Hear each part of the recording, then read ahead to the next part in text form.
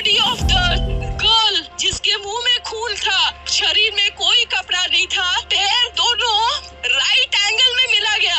एक पाँव बेड के इस तरफ, एक पाँव बेड के इस तरफ मिला गया।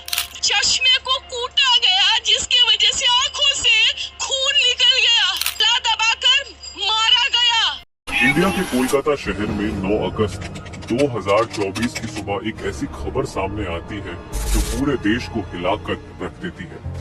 ये खबर थी एक 31 साल की महिला डॉक्टर की जो कोलकाता के RG Kar medical college and hospital में अपनी ट्रेनिंग कर रही थी। हॉस्पिटल जैसे सुरक्षित माने जाने वाले जगह पर इस महिला डॉक्टर का मर्डर एंड रेप होना काफी चौंकाने वाला था। इस घटना का खुलासा तब हुआ जब डॉक्टर के डेथ बॉडी का पोस्टमार्टम किया गया। इस रिपोर्ट ने लोगों की रूह तक को हिला दिया, क्योंकि यह मामला सिर्फ एक मर्डर का नहीं था, बल्कि इससे कहीं ज्यादा खौफनाक केस था। पोस्टमार्टम रिपोर्ट में खुलासा हुआ कि उस डॉक्टर की हत्या गला घोंट कर की गई थी, इतनी ताकत से कि उनका थायराइड कार्टिलेज तक टूट गया था। इस हत्या के पहले डॉक्टर ने अपनी जान बचाने के लिए कोशिश किया था। इसका सबूत उनके शरीर पर मिले कई निशानों से मिला। सबसे डरावना सच तब सामने आया जब डॉक्टर के प्राइवेट पार्ट्स पर घावों के निशान पाए गए। इससे साफ हुआ कि यह सिर्फ मर्डर का मामला नहीं था, बल्कि ये रेप के बाद किया गया एक खौफनाक हत्याकांड था। हॉस्पिटल के परिसर में इतनी बड़ी घटना हो जाती है और किसी को कान खबर तक नहीं होती। क्या उस रात कुछ ऐसा हुआ था जिसे जानकर आप गुस्से से बौखला जाओगे?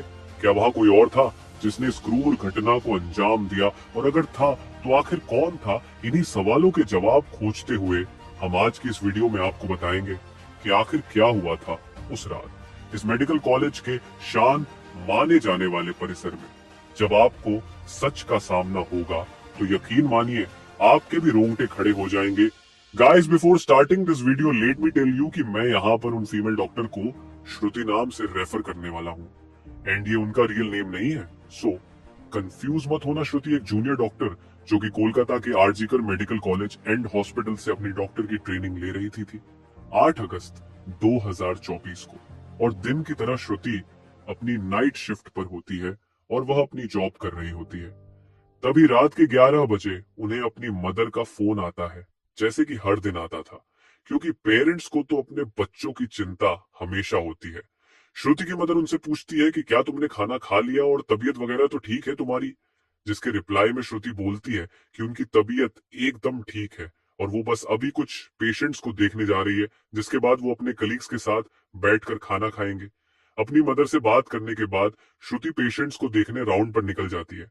सारे पेशेंट्स को देखने में और अपना काम खत्म करने में श्रुति को रात के 2 बज जाते हैं, जिसके बाद वो अपने कलीग्स के साथ जाकर हॉस्पिटल कैंटीन में ही बैठ जाती है, जहां मिलकर ये लोग अपना खाना भी खाते हैं और साथ साथ थोड़ी बातें भी करते हैं।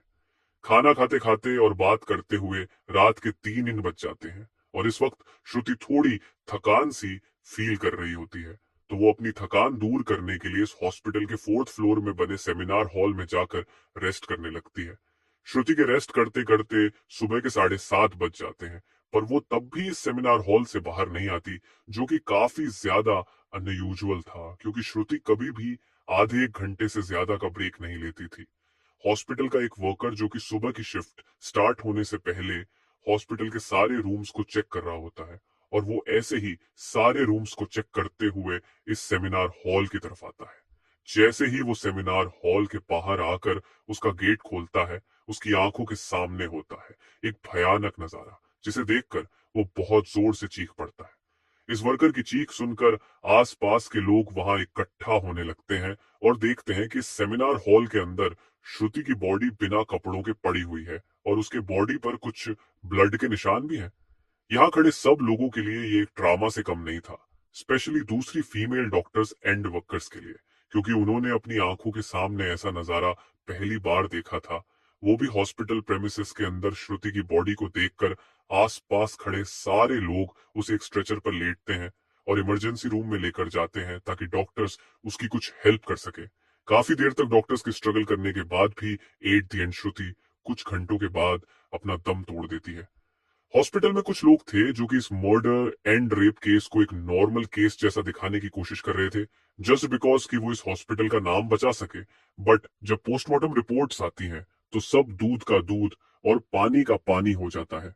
इन रिपोर्ट से साफ साफ पता चल जाता है कि श्रुति के साथ किसी ने जबरदस्ती गलत हरकत करने की कोशिश करी, और जब वो इस इंसान से अपने आप को बचाने लगी तो उसने उसका गला घूंट दिया। इवन उसे बहुत बुरी तरीके से मारा भी, और फिर उसका रेप भी किया। ये सारे प्रूफ मिलने के बाद ये केस पुलिस को हैंड ओवर कर दिया जाता है एंड पुलिस वाले इस क्रिमिनल को पकड़ने के लिए लग जाते हैं। सबसे पहले पुलिस उस क्राइम सीन पर ही छानबीन करती है जहां ये सब हुआ था।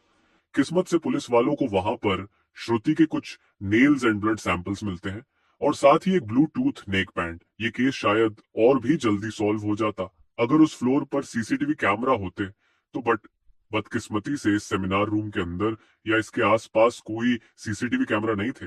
लेकिन जिस रास्ते से इस फ्लोर पर एंटर करा जाता था वहां पर कुछ सीसीटीवी कैमरा थे। पुलिस वाले इन सीसीटीवी कैमरा में सुबह के 3 बजे से 8 बजे के बीच की रिकॉर्डिंग चेक करते हैं कि इतने टाइम के बीच कितने लोग इस फ्लोर पर आए और गए थे। इन सीसीटीवी फुटेजेस को चेक करने के बाद ये पता चलता है कि टोटल 6 लोग इस फ्लोर पर आए और गए थे। ये पता लगने के बाद पुलिस वाले एक एक करके इन 6 लोगों को पूछताछ के लिए बुलाते हैं कि वो लोग वहां पर उस टाइम क्या कर रहे थे।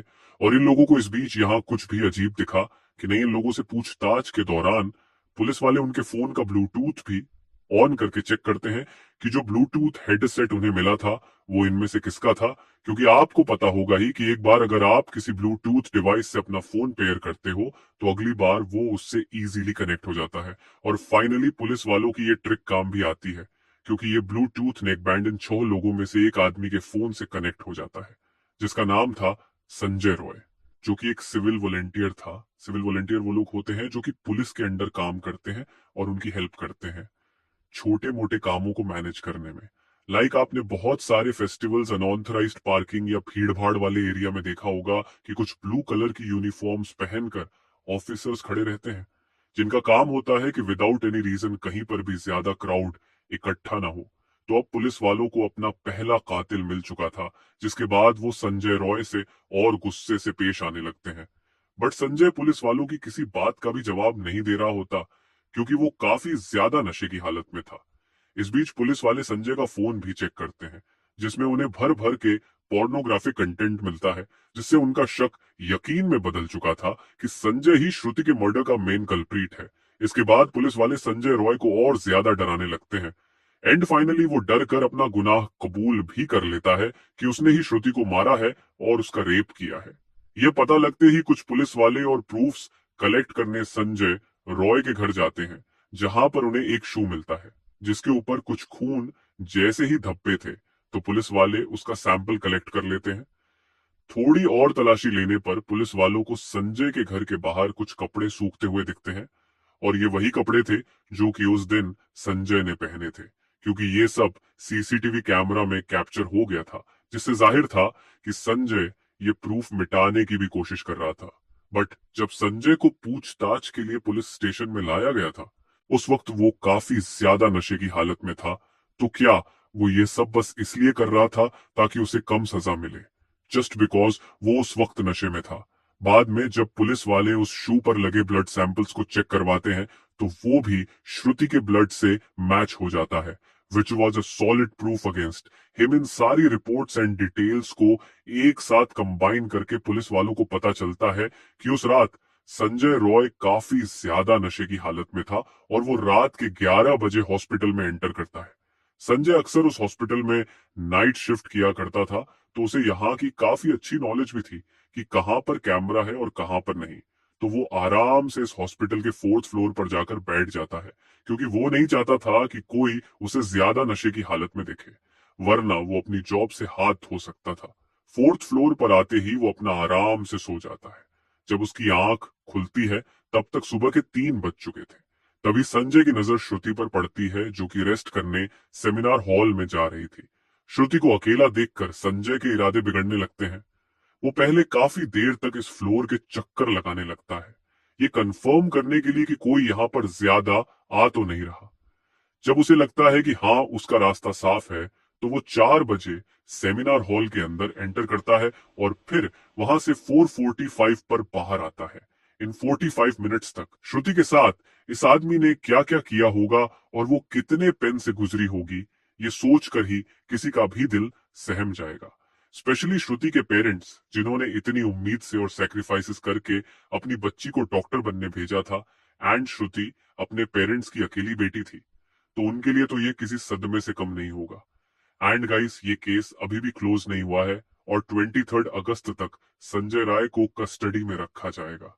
इस कातिल इंसान के साथ क्या होना चाहिए, आप कमेंट में जरूर बताना, और इस केस रिलेटेड जानकारी देखने के लिए चैनल सब्सक्राइब करें। Thank you.